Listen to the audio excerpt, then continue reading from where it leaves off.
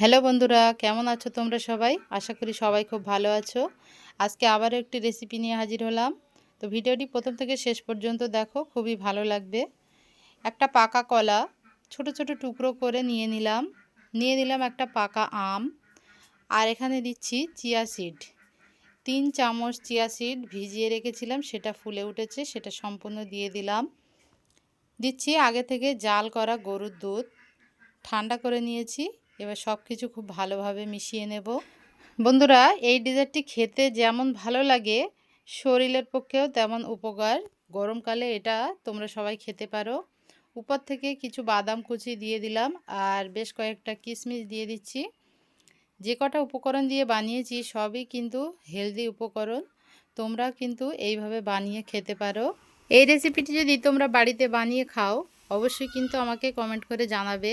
আর যদি ভালো লাগে আমার চ্যানেলটা সাবস্ক্রাইব করার অনুরোধ রইল। সবাই খুব ভালো থাকবে।